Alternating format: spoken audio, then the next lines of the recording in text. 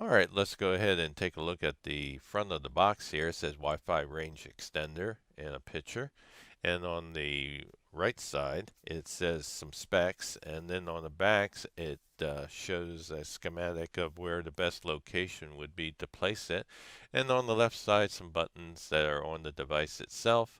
And on the bottom, we see some print, some serial numbers, and on the top, it says Netgear. Okay, I wanted to go through that quickly because the box is not that interesting. Let's go ahead and unbox this with my pocket knife. Cut the side here and open this up and pop out the carton. And the first thing out is going to be the quick start manual. We'll get back to that later. Put that to the side and let's go ahead and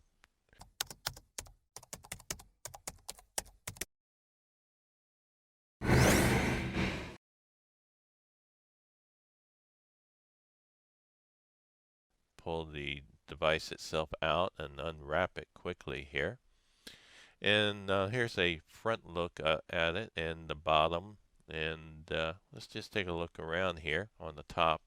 There's lots of vents, and then on the left side we have a reset, a W.P.S, and a power button.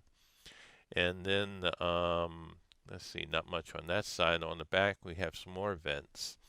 And then we have some serial numbers, model numbers, and the AC plug.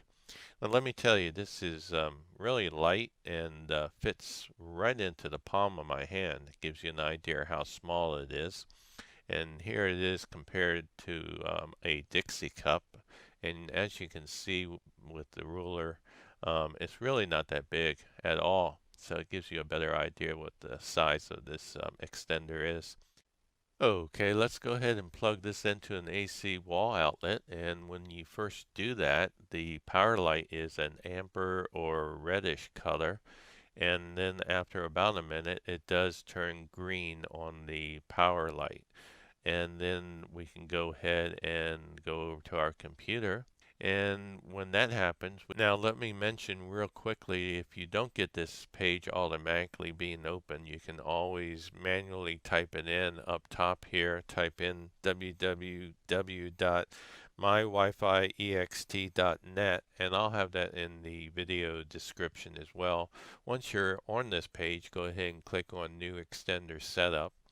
And that takes you to this page where you need to create an account with Netgear.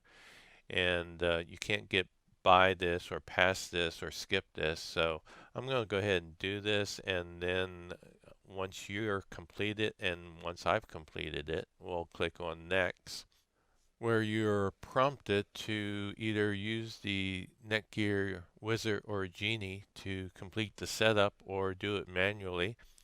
I highly recommend going ahead and clicking on yes and letting the genie help you out.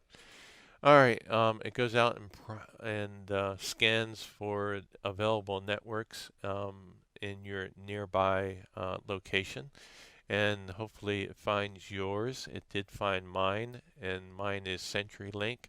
I have 5 bars, and I'm gonna put a check mark here.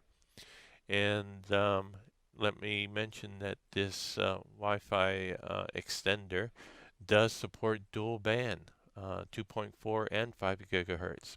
Once you're finished, click on Next. And then in my case, it prompts me to type in my 2.4 gigahertz existing network password. And that's the same Wi-Fi password that I presently connect my laptop and my phone to my Wi-Fi network. And I'm going to type that in. And if you want to see it, you can click on Show Password. Once you're finished, click on Next. And then it comes back and allows you to do something I like very much, and that is to customize your SSID number, or name rather, and we can change the name of the 2.4 gigahertz network on the extender to NIC 2.4 in my case. And also you can keep your existing password, or you can change the password, or make it none. And you can do the same on the 5 gigahertz as well. And I'm going to change that to NIC 5, even though I don't have dual band on my network. and you get the 3 prompts that allows you to change your password if you like, and then click on Next, where it goes out and applies those settings. And once it's completed, it comes back and gives you a summary of what's in the box as far as setup is concerned. And you can read that, and once you're happy with it, put a check mark next to click the continue button after you connect your Wi-Fi devices, and then click on continue. Whereas we get the last page, which says you are not connected to your extender's Wi-Fi network, and you can read through all this information if you like, but at this point, let's go to our computer here and attempt to make a connection by left-clicking on our Wi-Fi icon. And let's see, we get the list of Wi-Fi networks that are available. And up here you can see I am presently connected to my CenturyLink. And here is the 2 extenders, the 2.4 and the 5 gigahertz. And I'm going to click on NIC 2.4 and I'm going to uncheck the connect automatically and click on connect. And I'm going to go ahead and type in my existing Wi-Fi password because I did not change that during the setup. If you did change the Wi-Fi password for the extender, be sure to type in a different Wi-Fi password. Alright, I'm going to click on Next, and it verifies and attempts to connect, and it did connect. So I'm now connected to my extender, the NIC 2.4 network, and as you can see, I opened up a browser and it went right to Google. Alright, I am connected to the internet via the NIC 2.4 Wi-Fi extender.